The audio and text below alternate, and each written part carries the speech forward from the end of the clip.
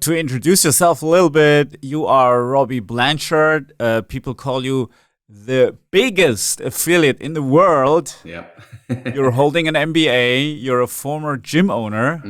And the way you became the biggest affiliate is Facebook ads. I spend a lot of time every week, even now, like researching and spying and seeing on other people's ads, like what's working right now on Facebook. And so that's the best educator, I think, is seeing what people are running right now currently that Facebook is allowing. And when you do that, you're just going to model that for your own success. And that's a big one, because if I look at ads and I say, okay, this ad is running, this ad has been running for 3, 4, 5 months, has tons of engagement on it, it's a good chance it's making money. So I'm going to model that for my own ad copy, and so that's the thing is.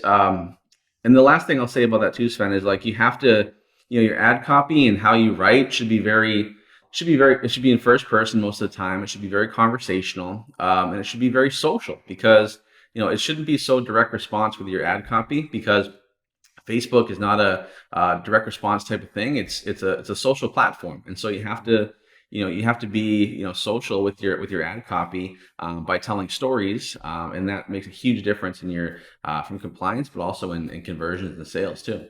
If you have a mission, which obviously you have a mission for your business, and you have a place you want to take it, and that you're driven, you have that ambition, and you're a leader, right? So I think that's a big part of it, right? People want to get behind and be part of communities and missions that are going to be overall beneficial. And I think that's one of the big reasons why. I think that, and honestly, it's almost like you're creating a culture, right, within your business, and culture is so important. It's one of the reasons why. Yeah. It's like going back to Tesla once again. Like people buy a Tesla over another electric vehicle because there's that culture that goes along with it. It's when I was a CrossFit gym owner, people liked to do CrossFit because there's that culture within the gym of you're working hard together, you're sweating together, you're dying together, yeah. and people want that. People want to have that culture, and I think that every time. And the other thing too is every time you get out there and you do a podcast or you do videos, like it just comes down to knowing, liking, and trusting, and I think that's a big part of it, because when people see you on your podcast, they're like, oh my gosh, like Sven is like, he's a real person, like. He's not like this guy on a pedestal. Like he's a real person. He's relatable. I can talk to him. But at the same time, like he's going places, and I want to get on that train and go with him. Listen, if you guys, just do this. Start to do videos. It's gonna be very awkward at first. You're not gonna be comfortable doing it, but do it, because over time, oh my gosh, like. I can't tell you how many times people have, like you said with your podcast, like people come up to you and say, oh man, because of your podcast, I want to work for you. Or, and it's all because you put yourself out there. And if people, you're a vendor and you're listening to this right now, like put yourself out there, because when you do, like you'd be shocked how many people pay attention to what you're doing, and how much business you'll be able to bring in because of that over time. So yeah, it's so important.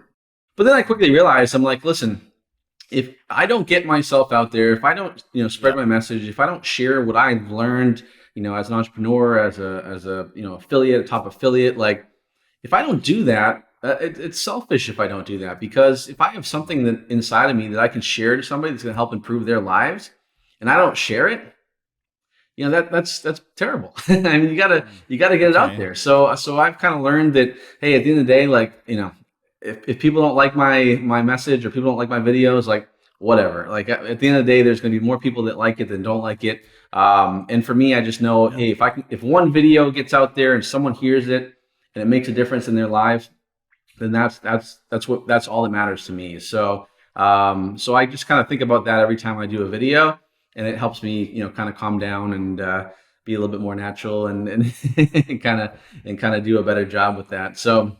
And that's important because, when I first started doing videos, oh my God, I mean, it was, like I said, I would turn red in the face and I would, start sweating, and, it would be very, very awkward, but it's gotten much, much better now. But it's just repetition. You got to just keep doing it. And it makes a huge difference in your business, big time.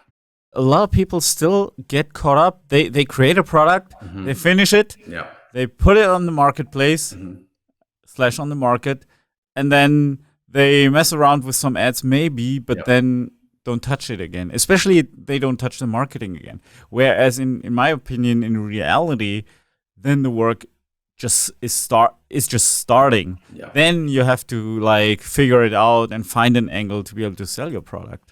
Yeah. Right. Well, I think that, at the end of the day, I think that I find a lot of people, like you said, like they create a product because that's comfortable to them. Like creating a product is very Hmm. comfortable. And then what Yeah. happens is once they create that product, they go and create another product, and they don't spend the time with the marketing of that product. And, I'm a big believer, you got to get out of your comfort zone. Like you don't need to create more products. You need to get, like, perfect example. There's a guy at the event. I forget who his name was, but he said to me, "Hey, Robby, like I have 25 products. Which, how should I market? Excuse me. How should I market every single one of them?" And I was like, Mm. "You don't. You don't." I said, "You need to pick one, maybe two products like that are out of those 25. You probably have one or two that are like your best, your highest sales, your biggest revenue generators. You need to focus on those in terms of building those up with your marketing.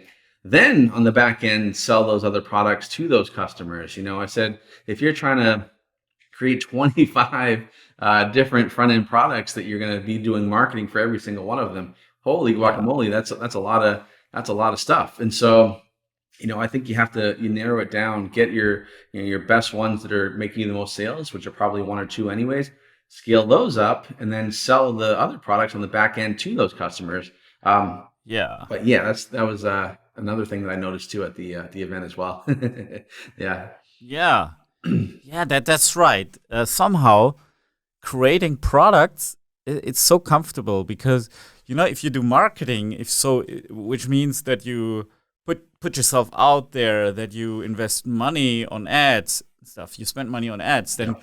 it's really another game. It's like it can beat you up. Yep. Whereas like creating a product, super safe. Yep. You're just like creating your product, and you can Yep. decide about your own pace, and you're busy, so you Yep. can say, oh, you have the excuse. You can say, oh yeah, no, I'm busy. I'm Yep. creating my product. No one can argue with that, but you still Yep. you can sabotage yourself by doing that. 100%. Yeah. I mean, it's like you're working hard, but you're not getting anything done. It's I Yeah, think that, yeah, and at the end of the day, like the product is hey, the product's one thing, but you gotta get your marketing dialed in. You got to be able to get it out there, and that's so important. And so, that's why, like, I mean, honestly, like one of the reasons why I've had my success is because I've learned that a long time ago. I mean, I used to have a lot of different products, and then I quickly realized that, wow, maybe if I focus on one product, which for me was Commission Hero, my course.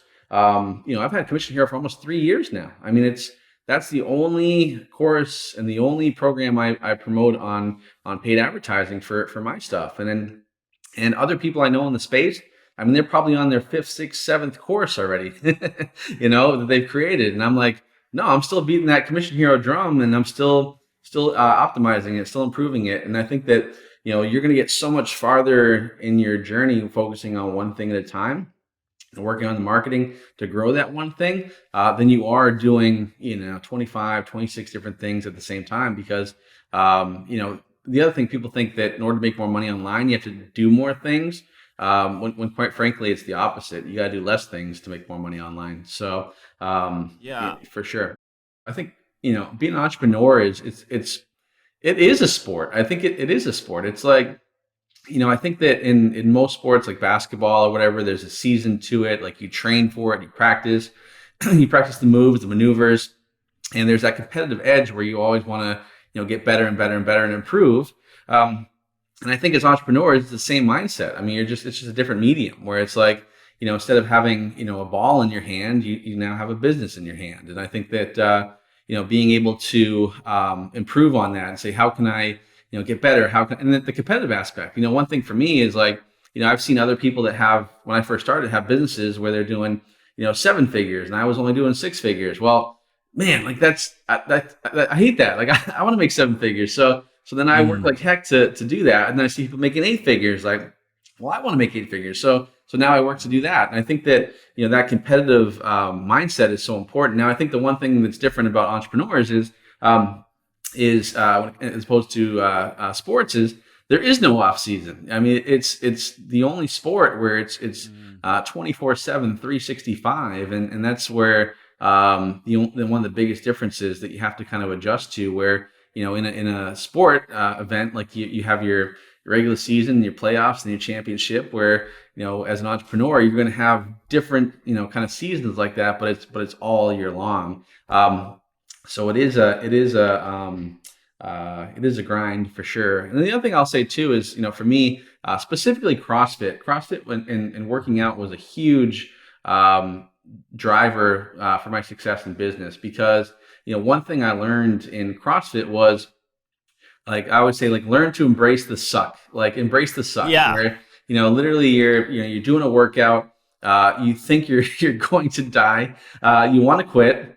I mean, everything in your body is telling you to stop, but you do one more rep, and then you do one more rep, and then you keep on pushing. And I think that's you kind of build that mental toughness, right? Where it's like you're not a snowflake anymore. You're not like getting pushed over. Like you have that mental toughness. So when things are getting tough, like, you're getting tougher. And I think that's so important. It's like that time under tension where, in order to grow the muscle, like, you have to have a weight that's weighing you down, right? And the more that muscle grows, the more weight you can hold and push, right? And same thing in business, like, where, when you first start out as an entrepreneur, like, there's going to be some issues you run into that's going to knock you over, right? But that same issue a couple of years from now is going to be nothing, because you've built up that entrepreneurial muscle, right, to be able to handle that resistance. And so, I've learned too, with just from working out and CrossFit, like, your body doesn't know the difference between, like, working out and business, right? If you're Yeah. building up those psychological adaptations, like, where it's like, okay,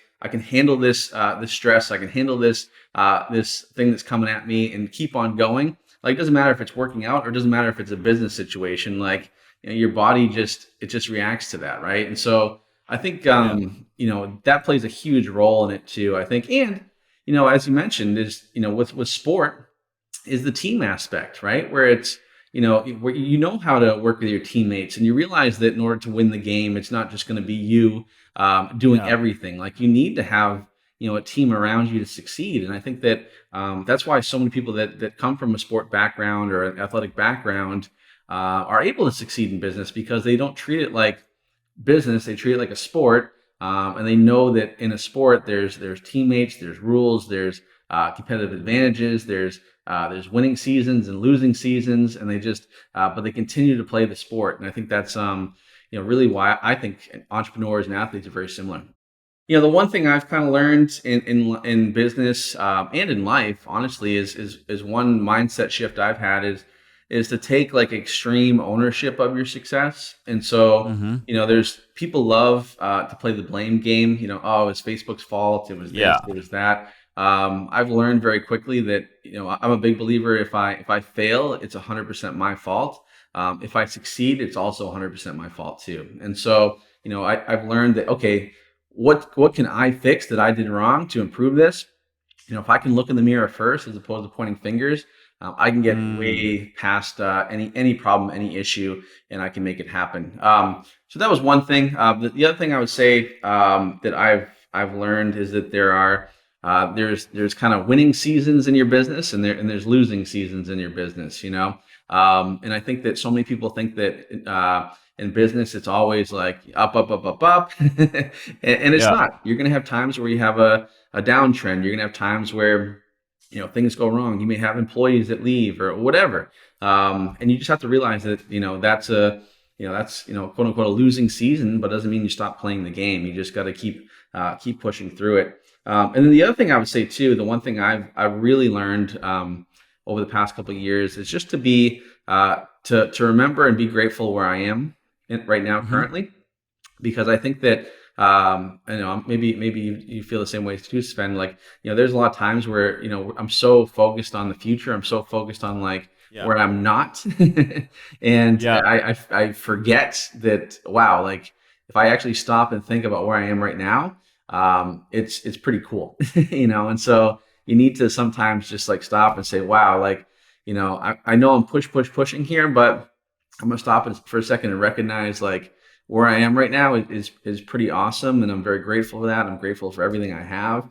When you do that, I think it kind of centers you a little bit better. So that way, you're not constantly pushing, like you're not constantly in the future. Like you got to just enjoy where you are sometimes as well, because as entrepreneurs, it's very hard to do. But I think when you do that, it allows you to have a little bit better perspective on things. And it takes a little pressure off of yourself as well,